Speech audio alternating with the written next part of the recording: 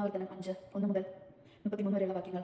ഹൊറേബിലെ ഉടമ്പടി. മോശെ ഇസ്രായേൽക്കാരെല്ലാം വിളിച്ചു കൂട്ടി പറഞ്ഞു, ഇസ്രായേലിലെ കേട്ടാലും നിങ്ങളോട് ഞാൻ പറയുന്ന ചട്ടങ്ങളും നിയമങ്ങളും പഠിക്കുകയും അനുഷ്ഠിക്കുവാനും ശ്രദ്ധിക്കുകയും ചെയ്യും. നമ്മുടെ ദൈവമായ കർത്താവ് ഹൊറേബിൽ വെച്ച് നമ്മോട് ഒരു ഉടമ്പടി ചെയ്തു. നമ്മുടെ പിതാക്കന്മാരോടല്ല, നമ്മോടാണ് കർത്താവ് ഉടമ്പടി ചെയ്തത്. ഇന്നിവിടെ ജീവനോടെ ഇരിക്കുന്ന നമ്മളോട് മലയിൽ വെച്ച് അഗ്നിയുടെ മധ്യത്തിൽ നിന്നുകൊണ്ട് അവിടുന്ന് നിങ്ങൾക്ക് അഭിമുഖമായി സംസാരിച്ചു. ഞാനിപ്പോൾ കർത്താവിന്റെയും നിങ്ങളുടെയും മധ്യ അവിടുത്തെ വാക്കുകൾ നിങ്ങളെ അറിയിക്കാൻ നിൽക്കുകയായിരുന്നു. എന്തെന്നാൽ അഗ്നി നിമിത്തം നിങ്ങൾ ഭയപ്പെട്ടു മലയിലേക്ക് കയറിപ്പോയില്ല. 10 കൽപ്പനകൾ അവിടുന്ന് പറഞ്ഞു. അടിമത്തത്തിന്റെ ഭവനമായ ഈജിപ്തിൽ നിന്ന് നിന്നെ മോചിപ്പിച്ചു കൊണ്ടുവന്ന നിന്റെ ദൈവമായ കർത്താവ് ഞാനല്ലാതെ മറ്റൊരു ദൈവം നിനക്കുണ്ടാകരുത്. നിനക്കായി ഒരു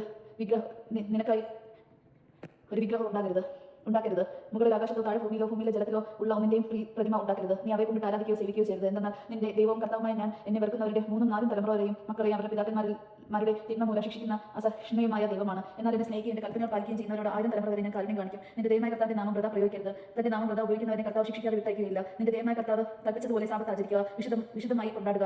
6 ദിവസം അധ്വാനിക്കുകയും എല്ലാ ജോലികളും നിർവഹിക്കുകയും ചെയ്തു കൊള്ളുക.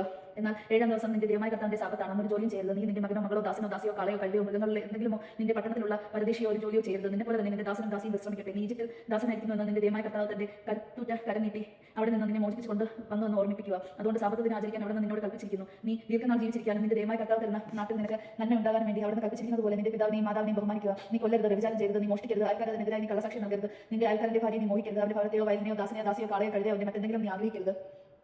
നിയമം മോശ വഴി. ഈ വചനങ്ങൾ കർത്താവ് മലയിൽ അഗ്നിയുടെയും മേഘത്തിന്റെയും കനത്ത അന്ധകാരത്തിന്റെയും മധ്യ നിന്നുകൊണ്ട് അത്യുച്ചത്തിൽ നിങ്ങളുടെ സമൂഹം മുഴുവനോടും അരുളി ചെയ്തു. അവിടുന്ന് ഇതിൽ കൂടുതലൊന്നും പറഞ്ഞില്ല. അവിടുന്ന് 2 കൽപ്പനകൾ ഇവയെല്ലാം എഴുതി തന്നെ ഏൽപ്പിച്ചു. പർവ്വതം കത്തി എരിഞ്ഞുകൊണ്ടിരിക്കെ അന്ധകാരത്തിന്റെ മധ്യത്തിൽ നിന്ന് സ്വരം കേട്ട് നിങ്ങളെല്ലാ ഗോത്ര തലവന്മാരും ശ്രേഷ്ഠന്മാരും എന്റെ അടുക്കൽ വന്നു. നിങ്ങൾ പറഞ്ഞു, ഇതാ ദൈവമായ കർത്താവിന്റെ പ്രതാപവും മഹത്വവും ഞങ്ങളെ കാണിച്ചിരിക്കുന്നു. അഗ്നിയുടെ മധ്യത്തിൽ നിന്ന് അവിടുത്തെ സ്വരവും ഞങ്ങൾ കേട്ടു. ദൈവം മനുഷ്യനോട് സംസാരിച്ചിട്ടും അവ ജീവനോട് കൂടി തന്നെ ഇരിക്കുന്നത് ഇന്ന് ഞങ്ങൾ കണ്ടു. ആകയാൽ ഞങ്ങൾ എന്തിനു മരിക്കണം? എന്തെന്നാൽ വലിയ അഗ്നി ഞങ്ങളെ വിഴുങ്ങും. ഞങ്ങളുടെ ദൈവമായ കർത്താവിന്റെ സ്വരം ഇനിയും ശ്രമിച്ചാൽ ഞങ്ങൾ മരിച്ചു പോകും. എന്തെന്നാൽ അഗ്നിയുടെ മധ്യത്തിൽ നിന്ന് സംസാരിക്കുന്ന ജീവനുള്ള ദൈവത്തിന്റെ ശബ്ദം കേട്ടിട്ടും ജീവിച്ചിരിക്കുന്ന ഞങ്ങളെ പോലുള്ള മർത്യർ വേറെ ആരുള്ളൂ. നീ അടുത്ത് പോയി നമ്മുടെ ദൈവമായ കർത്താവിനെ പറയാനുള്ളതെല്ലാം കേൾക്കുക. അവിടെ നിന്ന് നിന്നോട് പറയുന്നതെല്ലാം ഞങ്ങളോട് വന്ന് പറയുക.